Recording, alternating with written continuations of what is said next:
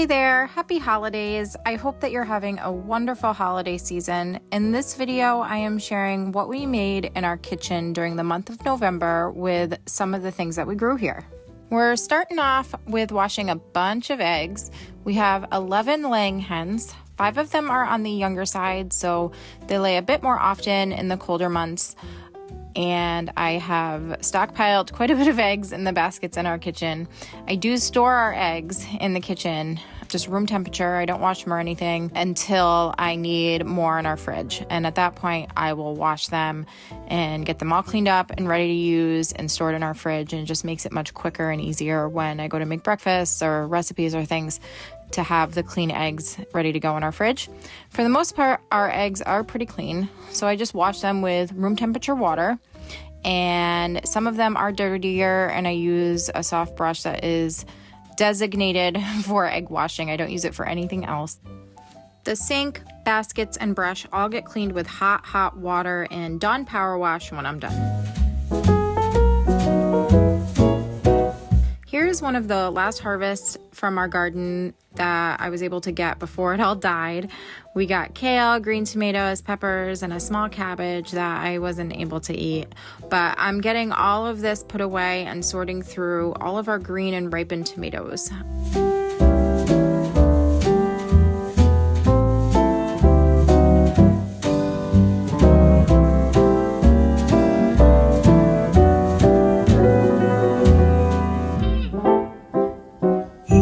I have a bunch of Roma and paste tomatoes, but not enough to really can anything up with, so I opted to freeze them.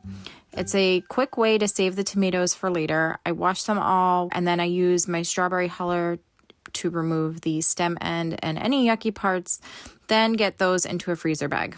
Frozen tomatoes are only good for sauces and things. They're not good for sandwiches, but it really is just like a great way to stockpile up some tomatoes if you're looking to make a big batch of tomato sauce or something later on. Unfortunately, they do take up a lot of room in the freezer, but it is just a quick way so that they don't go to waste. There are also many other tomatoes that have too large of yucky spots that I don't want to freeze. I also have hot peppers, poblanos, onions, garlic, olive oil, salt, pepper, and cilantro that I got roasted down together.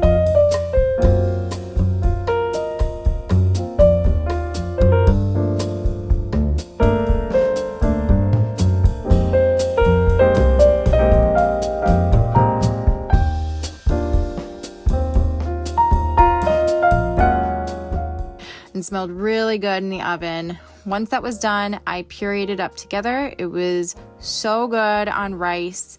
Even though I included so many hot peppers, it really wasn't that spicy either. And my kids actually liked it. So it was just a great way to use up all of those ingredients. And it was really, really delicious to add on top of just a bowl of rice. And maybe if you have ground beef or just beans, very, very good.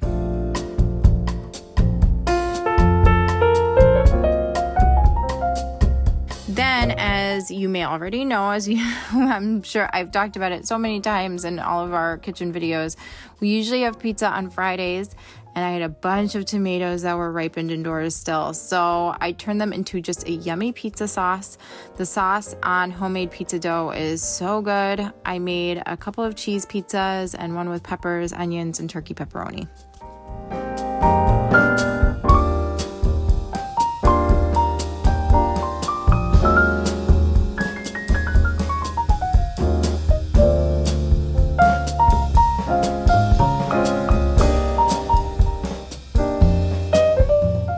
On this Sunday, I made some homemade rustic bread that is the easiest bread recipe ever and so delicious. I will have it in the description of the video, but it's just 3 cups of all-purpose flour, 1.5 cups of warm water, a teaspoon of salt, and 1/2 teaspoon of yeast. I let those rise all day, maybe turning them over like once. And then I bake those in a 450-degree oven for 30-ish minutes with the lid on, and then another 15 minutes with the lid off. And I use a Dutch oven, but there are other ways you can get around it. I've used regular loaf pans before, just kind of stacked on top of each other. There's different ways you can do it, but they definitely have to be covered for like 25 minutes to a half hour to let the bread bake. And then once you take the lid off, the top gets nice and golden brown. Also on this day, I needed to process some of our pumpkins. These are Long Island cheese pumpkins that I grew. They are so perfect in the garden as they are disease and pest resistant, and perfect in the kitchen too, as they are very fleshy and have a lot of pumpkin to use. The first thing I do is I wash the outside of the pumpkin with some warm water, and then I cut them in half and scoop out the seeds. I place the pumpkins cut side down on a lined cookie sheet. Those go into a 350-degree oven for about an hour until a fork is able to easily pierce the pumpkins.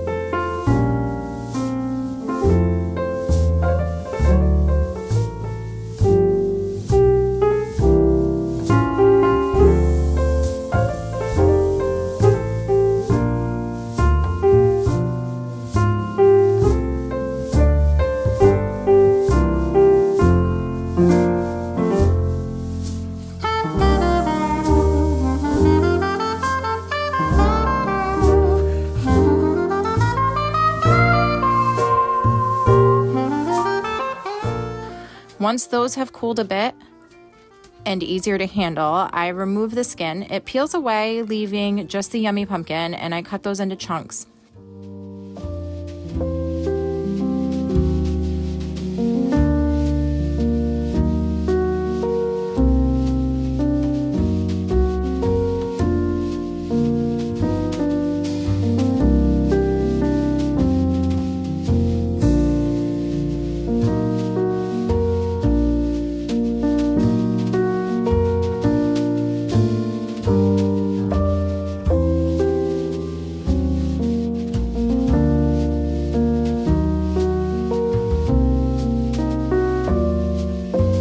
Use my immersion blender to smooth out the pumpkin before running it through a food mill. This gives it the best texture.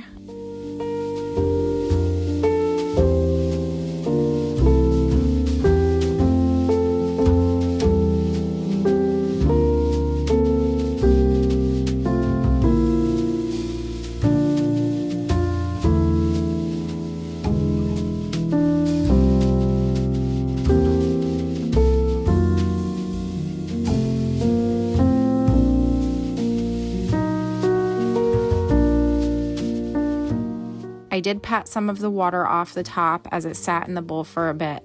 Then I stored some of the pumpkin in quart-sized jars. These are not for canning. I am just storing them in the fridge until I use them in recipes like pumpkin pie. The rest of the puree is getting measured out and put into freezer bags to be used when I need them.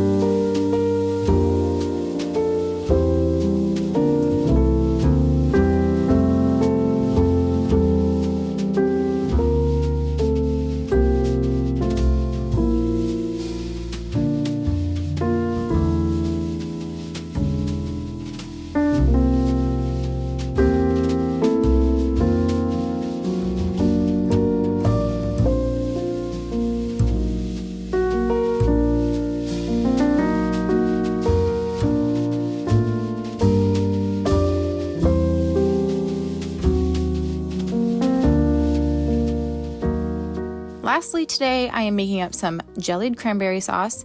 Thanksgiving is this week and we are all out of cranberry sauce. I like the recipe out of my old canning book. It's just cranberries, water, and sugar, no pectin. It's very easy to make and put up in your pantry. If you are interested in how to make it, I will link that video. It's important to get the seeds out though, so that the consistency is good. So I ran my immersion blender through the cranberries, and then I pressed the puree through a mesh strainer just to get all those seeds out.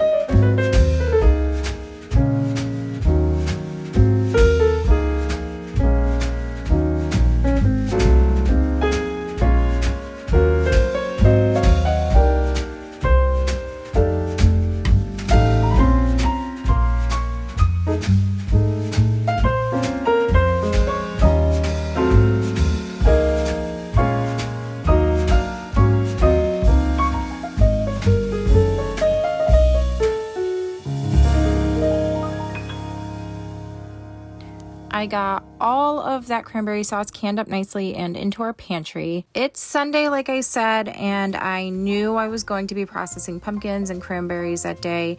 And on days like that where I'm doing so much in the kitchen, I'm usually not up for cooking much later on in the day, like for dinner. So earlier that day, I grabbed a frozen homemade lasagna that I had put together a few months back. I think I shared it in another video.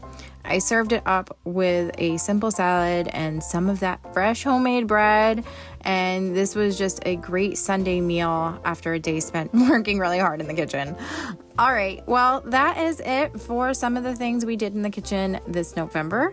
The garden harvests are done, but I really hope by this time next year we will have a functional greenhouse that will allow me a bit more grow time in the winter months.